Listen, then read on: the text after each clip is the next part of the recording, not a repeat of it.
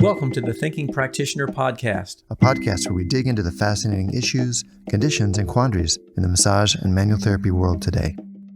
I'm Whitney Lowe. And I'm Luchau. Welcome to the Thinking Practitioner.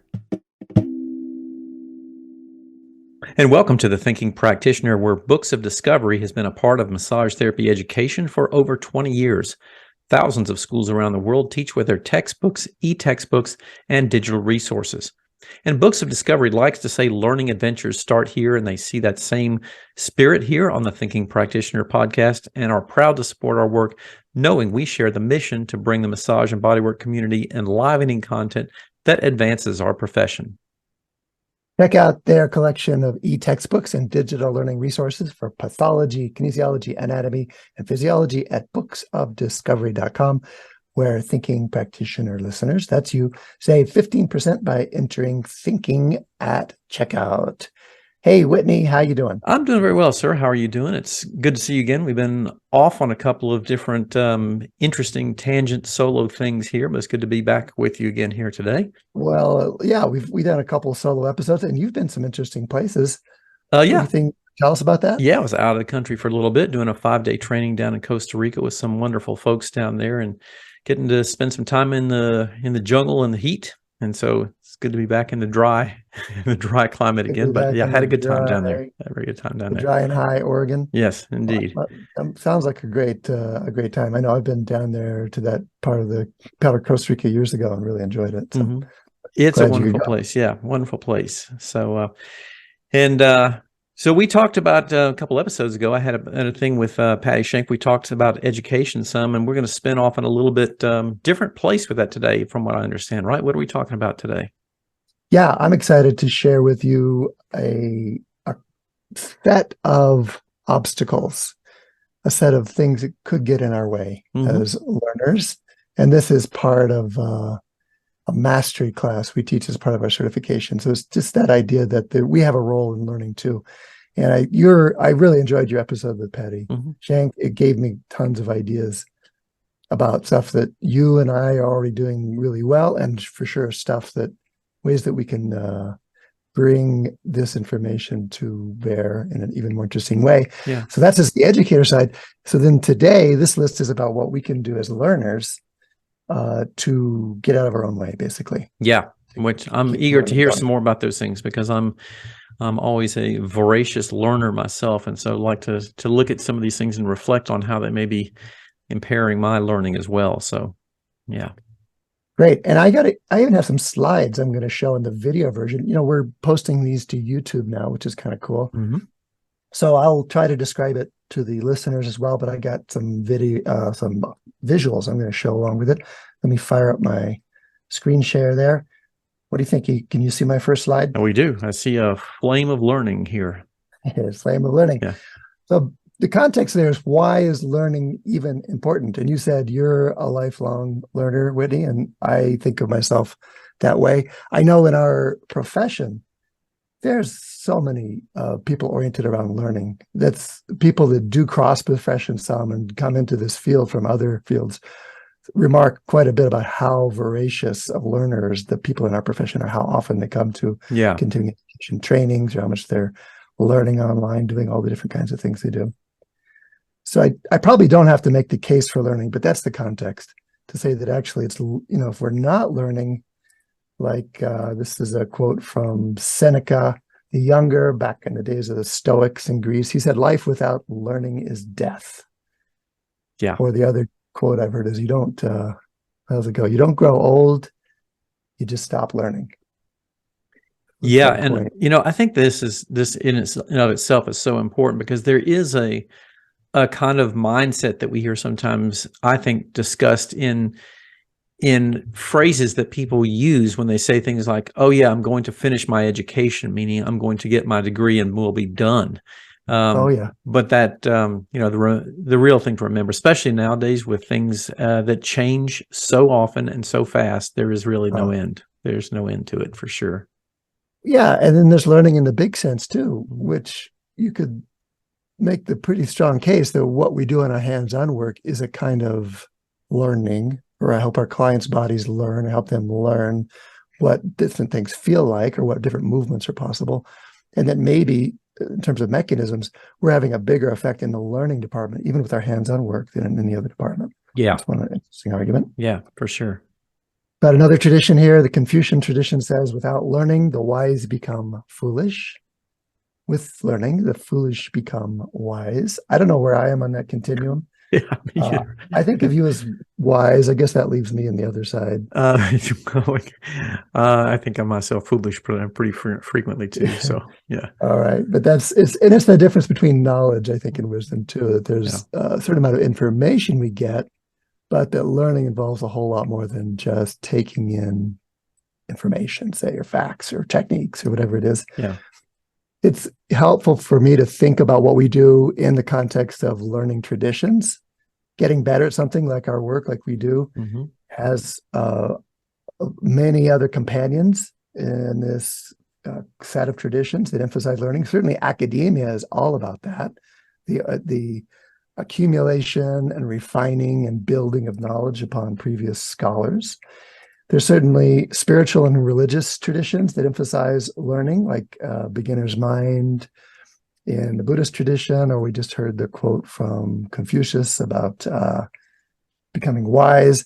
And then in the Christian tradition, there's many of them, like Proverbs, emphasizing the accumulation of understanding and insight over the accumulation of gold, where Jesus becomes little children. That's just part of this evolution as a being that I think is embedded in a lot of traditions, as well as scientific research is a learning tradition.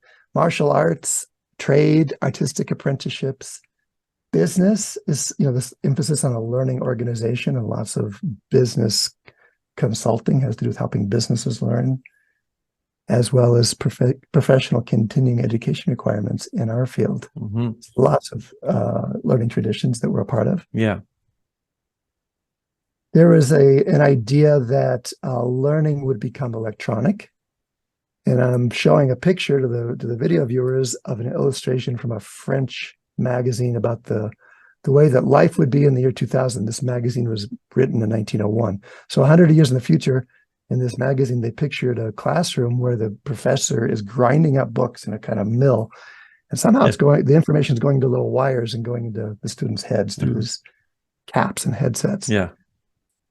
Which, it's to me kind of interesting when I see that particular image there, and I'm reminded of the story of the Rip Van Winkle syndrome in education. Have you heard that metaphor? No, tell me about that. So, the story of Rip Van Winkle is a guy who falls asleep for 20 years or whatever it is, some period of time, and wakes back up and everything has changed in his world around him. And the metaphor in the education world is, Rip Van Winkle fell asleep in the early 1900s and woke up in modern day and was walking around.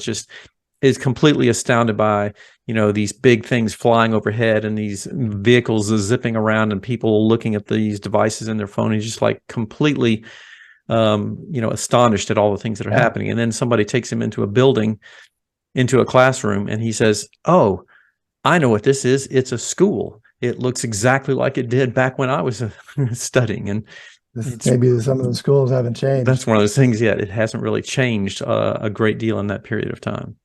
Or our ideas about how to get people information haven't changed. Like here, they're grinding up the books and putting them right into the student's head. That's what they picture the future like. Yeah. And there's this idea that we can just go online and get some information, take some classes, and satisfy our requirements and be done with it. Yeah.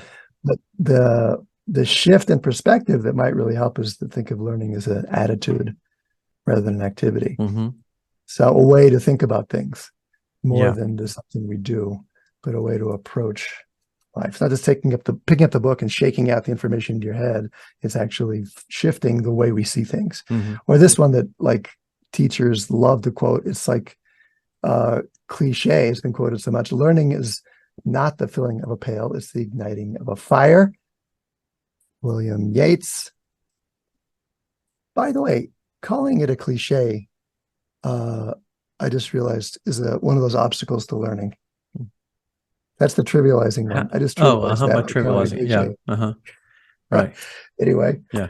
Let's go through those, because I got like 10 or so of the kind of greatest hits, and this list comes from Julio Olaya, at the Newfield Institute, Mm-hmm. who I trained with for a number of years, and really has some interesting things to say about attitudes and about learning and about how we as learners really make the difference in how we affect other people. It's basically our ability to learn ourselves to make the difference in how we catalyze learning in other people. Yeah.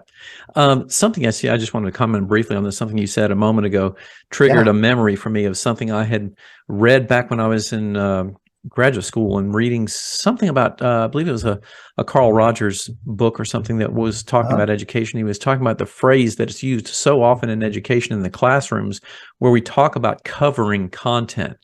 And he said, it's an interesting phrase to talk about covering it, because you often end up just dumping information and really covering over the significance of that learning for people. And I thought that was an interesting kind of perspective and shift and change on the way those words are used in looking at it. Good point. Yeah. Good point. You and Patty were talking about that, how it's not just about getting through it at all. Mm-hmm.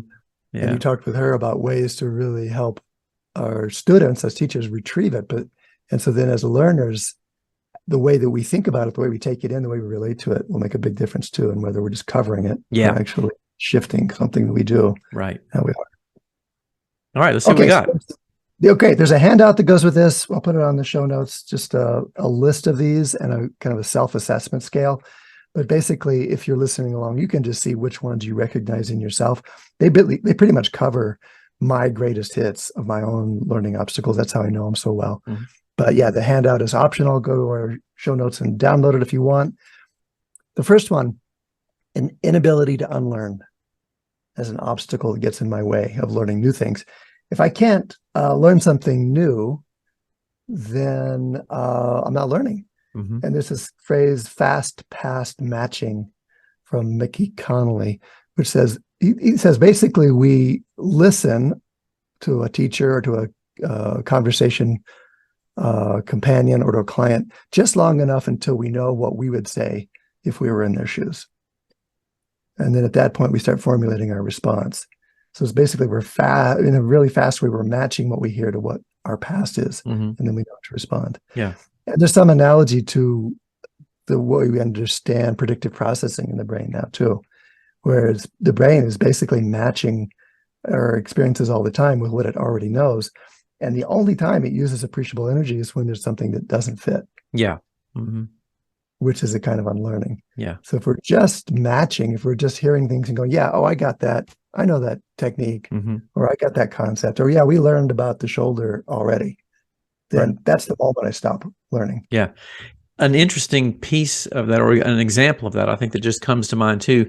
We talk about, learning. Let's sort of think of that from a clinical perspective too, about learning from our clients and what their unique personal experience about something is. And that statistic that's often quoted, that it takes the average healthcare professional, or I think this was about physicians, they had done this, something like they interrupt their patient within the first, what was it, like 25 seconds or something like that? 18 seconds within, average amount of time in the interview process, because you hear something you've heard before, and it's just like, oh, okay, this is what this is. And so like, that's a really good example of like, we need to really unlearn and listen to what they're saying so we can learn what their unique experience is.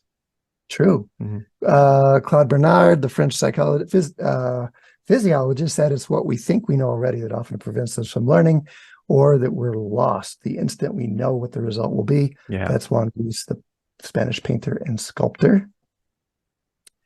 Next obstacle, the belief or the idea that I can't learn that. Mm-hmm. Yeah. So this is like me deciding, oh yeah, I'm not a math person, or I'm not or whatever. I'm not an intuitive. Yeah. So I learn more analytically, whatever it is. Yeah. But as soon as we have that thought, it becomes a self-fulfilling opinion. Mm-hmm. Yeah. And Julio Layo's point is it's always an opinion, and not a fact, because we never get to test it. Yeah. As soon as we decide it, we stop trying. So yeah. It just stays there. I can't learn that. Yeah. That's really true. I have had to grapple with this a lot in talking with a lot of students too, especially in the early days of our online education experiences, convincing people that they could learn valid and relevant things in an online environment. And because everybody say, oh no, I'm a hands-on learner, I have to learn this by doing things. And so there's an obstacle there yeah. to recognizing there's different types of learning that are going to be done in those different environments. And a lot of people come to our field with this as a sore spot Yeah. in their academic history. Mm-hmm. Really feeling like they couldn't learn, and so being attracted to something that was more hands-on. Yeah. But for a lot of people, it's a real revelation or a shift to realize, wow, I can actually learn more than I thought. Yeah. Next one, cognitive blind spots. Mm-hmm. Cognitive blind spots. And you can imagine a pie chart where everything that can be known is one slice of the pie. It's pretty small. Like everything, all knowledge anywhere in the universe, known universe to humans would be this slice of the pie. It's probably a pretty small slice of the pie. Yeah, especially nowadays. Yeah. Well, yeah. And then the slice that I know, everything that I know is even a smaller slice. Yeah. So there's a little sliver of that. Sliver, yeah, for sure. So yeah, everything that can be known is one piece. The sliver, that's everything I know, which leaves like a huge bit of the pie is everything we don't even know. Yeah. So the cognitive blind spot says that I'm not even aware of what I don't know. Mm-hmm. I know there's some things I don't know, but I'm not even aware of a much bigger set of facts or perspectives or possibilities that aren't even on my map. Yeah. Yeah, for sure. Confusion is our next one, our next obstacle. And that's a feeling or you could say a autonomic state that can come that we call confusion. But another interesting definition, again from Julio Olaya, he says, maybe it's an addiction to wanting things to be clear and unambiguous all the time. Maybe what we call confusion is just a fixation on having it clear all the time or lacking tolerance for chaos and uncertainty. That if we could allow things to be a little less clear, maybe we'd be less confused. Yeah. So, well, a question I want to pose to you in terms of confusion here. What do you think this confusion, I think, often may arise because of, let's say, a prior inaccurate or incorrect understanding of something, when then somebody's applying that learning to a new thing that they're encountering, and they're confused because this doesn't jive with what they've learned before. I mean, how do you I guess you have to get to a point of recognizing, and then we're back to those things you mentioned a few moments ago about unlearning something that's maybe precisely inaccurate. It may be even accurate, Mm-hmm. but if it's prior, I'll be confused if I'm trying to match what's happening now to something in the past, as opposed to letting myself suspend judgment long enough until the new pattern can emerge. Yeah. I'm always trying to fit it into what I know already, whether it's accurate or not. Yeah. I'm going to be confused if it doesn't fit. Mm-hmm. Heiderolf called it learning to be comfortable walking on shifting sands. Mm-hmm. And that's something that she would say often to her students as they go, wait a minute, this doesn't fit with what traditional, kinesiology says. She says, well, you got to learn how to be comfortable walking on the shifting territories. Maybe these things aren't quite as fixed as we think. Can you still make your way across the sand dunes? Yeah, that's good. I like that. Another obstacle, and this is one of my personal favorites, is an unwillingness to admit that I don't know. An unwillingness to admit that I don't know. And this comes with a lot of baggage for most of us, at least for me, because our educational system, our traditional one at least, really emphasizes knowing. I mean, we test on what you know, raise your hand if you know, who knows the answer. And so that as a student, a lot of us really competed to know or to be the first one that knew. And that certainly was me. And so what got valued was knowing. Yeah. But, there was not as much value in not knowing. And do you think that, I was talking with another educator about this past weekend over in Costa Rica when we were down there, about especially with adult learners, there's, you go into let's say a continuing education course, or even your entry level basic training programs. There's a lot more inhibition, I think, of people talking out and, posing their opinions, their ideas, when they think they're going to be maybe, looked down upon, or they don't feel comfortable knowing things. And this is especially true, I think, so often when you have, like in the continuing education realm, you'll have people who are in your course who are just out of school and people who've been in practice for 25 years and in the same room, supposedly learning the same thing. So I think that's an inhibition for a lot of people to open on up both, and say things. That's right. On both sides of that spectrum, the newbies are going, oh my God, I don't know anything. Yeah. The people who have been doing it for 25 years says, wow, am I really out of date? I don't know. But there's that we can work that in any particular way to feel that is, we're basically unwilling to admit that we might not know. Yeah. Or to in that place of just like, oh geez, I have no idea. Yep. Or as Voltaire says, a doubt is an uncomfortable position. There's a kind of vulnerability in that. But Voltaire also said certainty is a ridiculous position. Yeah. So that the certainty we get of, I know this, I'm so sure about this, is basically also an obstacle to learning something new. Yeah. Buckminster Fuller, who was a big influence in my field, and Ida Rolfe, and the idea of tensegrity came from him. He says there's basically an attitude you need to have as a learner, and that is to dare to be naive, he called it. The courage or the audacity to be naive. Yeah. And that's kind of back to what we were just talking about a moment ago too, is that, and I'll just speak, as educators, one of the things that I find is to be very important is to create a safe space for people to be okay with that place of not knowing. And that's sometimes not created real well for a lot of the classroom spaces that people are in. That's true. And for our clients, sometimes our clients will come in feeling like they need to know what's going on and to know the answers. They need to do it right or whatever it is. And so creating that safety for them not to even know what they're feeling. Yeah. We'll ask them a question, what do you feel? They don't know how to answer that. That can be a difficult moment for our clients as well. Yeah. But that's it. As a teacher, that's our first job. I see it. My first job is to help people feel comfortable in an unknown place. Yeah. And on the flip side of it too, I was reading this was on I think a website that was about patient advocates, saying that it's a completely new environment and situation in 21st century healthcare where patients may often go see their health professional armed with a wealth of information they got off the internet or wherever else. And sometimes if it's something possibly unusual, they're coming in and they know way more about this than you might as the practitioner. And so we have to, be okay being in that place of saying, well, I don't know. Tell me what you've learned, what you're knowing about here. So even as the practitioner. Yeah, absolutely. That's right. Another one, not making learning a priority, not making learning or the practice of learning a priority, like just prioritizing other things in life besides the learning, burning the candle at both ends, staying too busy, going on to the next thing without giving yourself time to integrate, practice, feel into what you got. I mean, that's the continuing education junkie syndrome, where you go from workshop to workshop. Yeah. Don't make the time to actually use and absorb and practice what you're learning, for example. Or on the other end, just staying so busy with the rest of what it takes to have a life that there's no space anywhere for that. Yeah. Never mind going to a lot of workshops. I'll throw a little scorecard in the handout too. You can just do it as you listen here as well. Just think for yourself for a second, how many times in the past year did you participate in professional continuing education?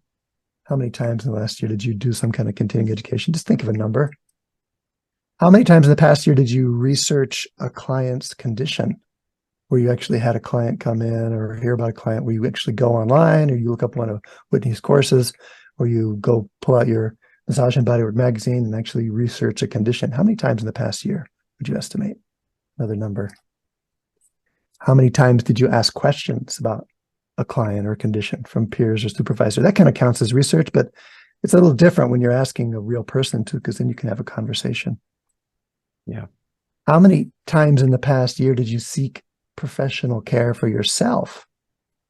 That's a learning experience for us as practitioners, whether we're going to another body worker, or even a dentist, for example. We learn things. I always learn something from going to other professionals about how they manage the conversation, about how they construct the interaction, about the expectations they set.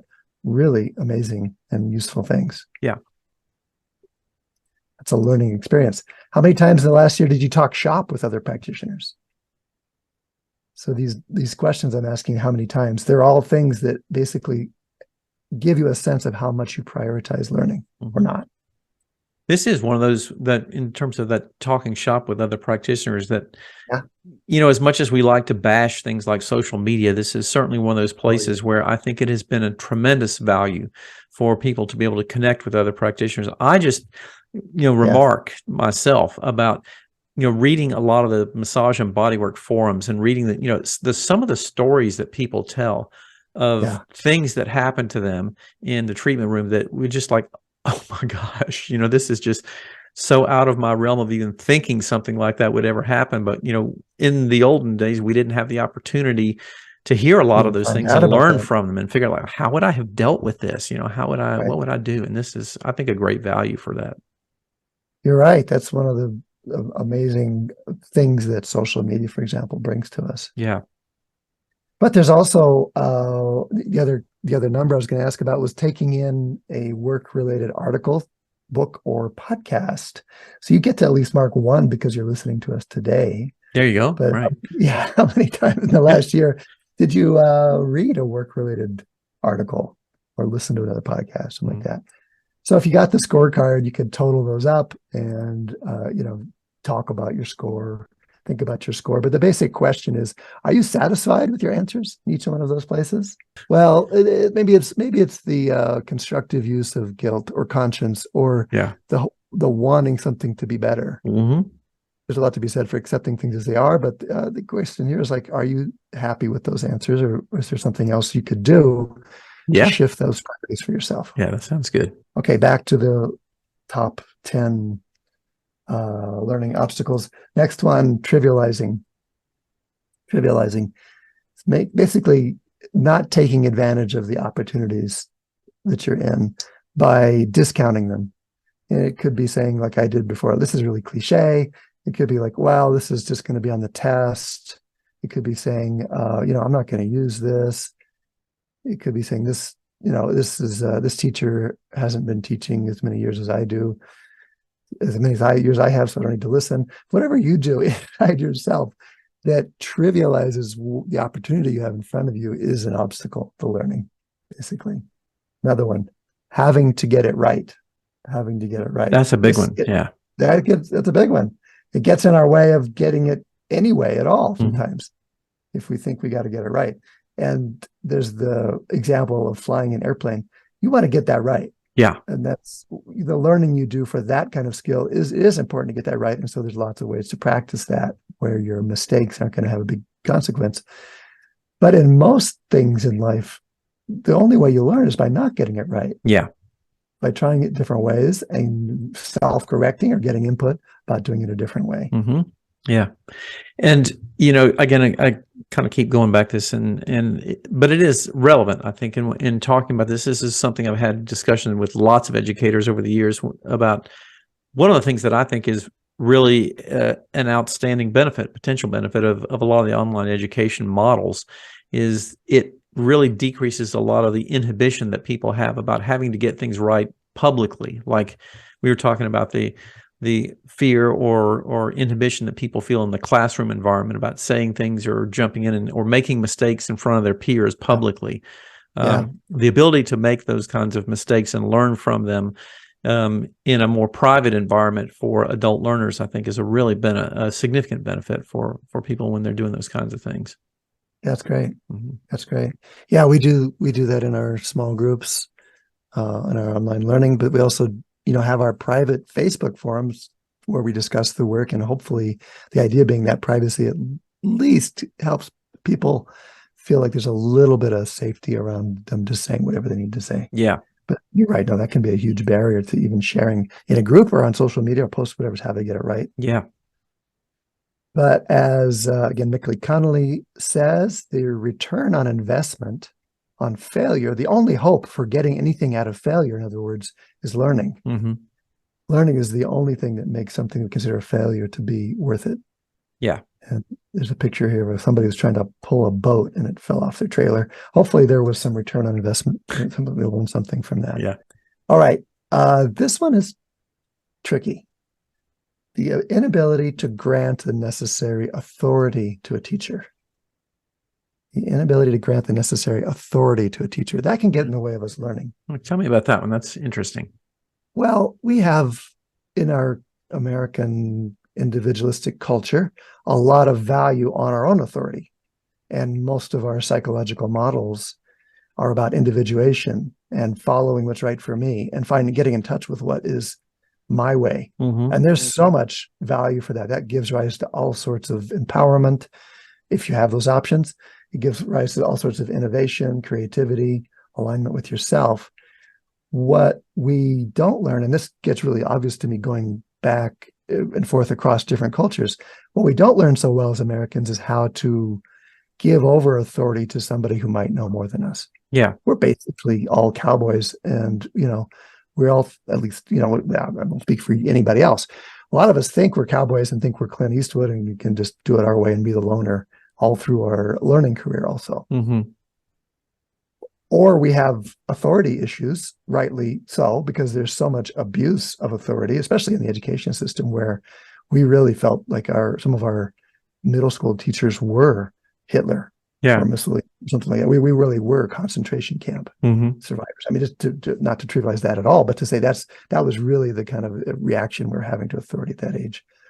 And if you've been in any situation where there's been an abuse of power, either subtly or overtly, then it's going to be pretty dicey to trust that someone else has something to offer you. Yeah. And even listen to what they have to say. Yeah. So I want to ask you a question here and kind of riff on this for just a second, because there seems to be also, I think, sometimes a flip side to this of excessive granting of authority to individuals and maybe not questioning that authority appropriately. That is also an obstacle or impairment to learning, because we think, oh, because the person standing up in front of the room said this, it must be true. And our inability or discomfort with the idea of questioning authority, I think, that's kind of like a flip side obstacle that may happen sometimes. Absolutely. Yeah. Absolutely. Unquestioning acceptance of whatever we say, just because Whitney and Till said it on a podcast, for example. Yeah. Because somebody in authority has that statement. So no, that's true. That's the converse. I think as a culture, we're much more attuned to be suspicious of that. We don't really as much, but so that's why I included this one. This has been my own challenge, of course, too, is to give over authority to somebody else, to a teacher, and not always be looking at them with the skeptical, resistant, suspicious eye, like they're going to take me somewhere I don't want to go. Yeah. Okay, another one, forgetting that learning happens in the body. We could say everything happens in the body, but learning is another one. There's lots of research that shows that people that can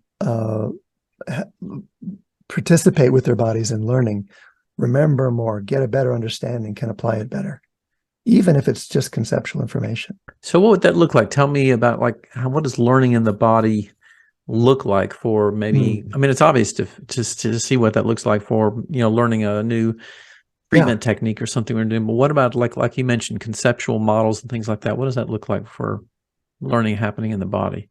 Yeah, well, treatment, a technique is obvious. You're going to learn more if you can do it with your body than if you're just going to watch it. Yeah, and then a way to actually stay comfortable in your body, to actually connect what you're learning to movement, to stay fresh is one thing. I mean, literally just standing up and learning something, you're going to learn it differently than sitting in a classic school desk with a molded plastic chair and metal legs that you're fixed in a certain position. So being able to adapt and respond in your body is just going to help you mentally process things. It's like Feldenkrais's idea that has been borne out by neurological research. He said there was no cognitive activity without a motor correlate. And his example was subvocalizing. And sure enough, almost nobody can read without some sort of motor activity in their throat and tongue. Really? Huh. Yeah. Interesting. It's almost, it's subtle for many of us. We don't realize it, but if you put a machine up to it, you can detect it. We all are doing something with our body, even when we're thinking. Even thought is a motor activity from that point of view. And then from what we know about retrieval of prior learning, then if my understanding is correct about that, many times we want to try to be able to reproduce the motor activity that was present when the learning occurred to retrieve that learning whenever possible, right?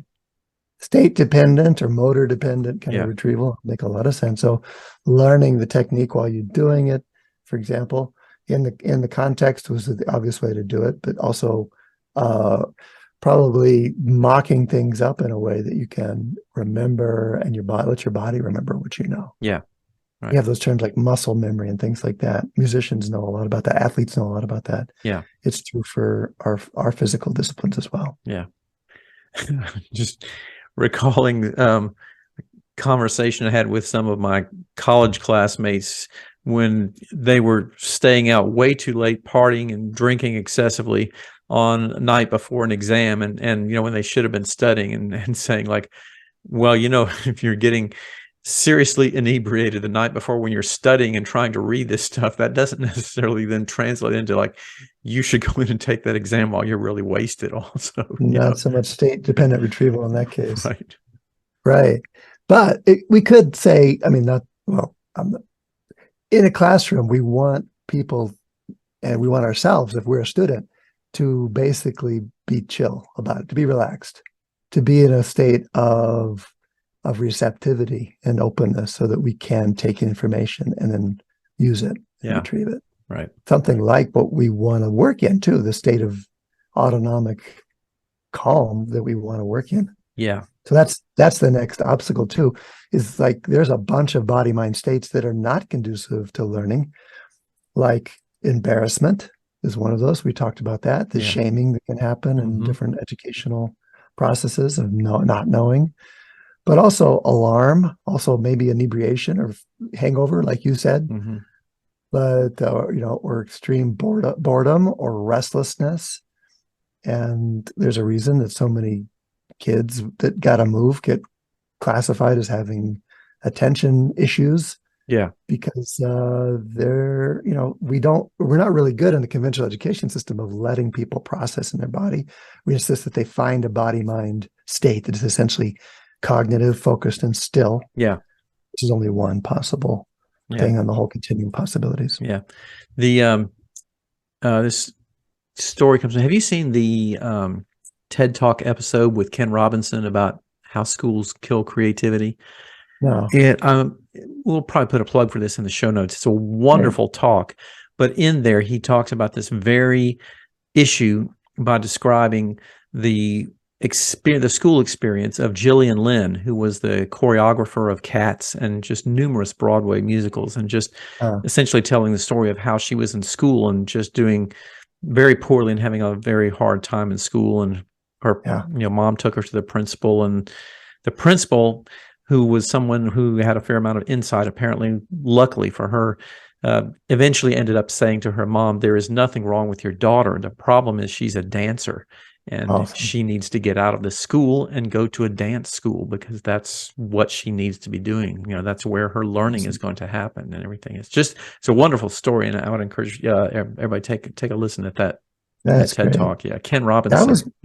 Okay. We'll put that in the show notes. That was my story. I wasn't a dancer, but I was not a kid who was happy in a classroom. And I was lucky enough to have had teachers and parents and different people that gave me opportunities just to learn by doing. Yeah.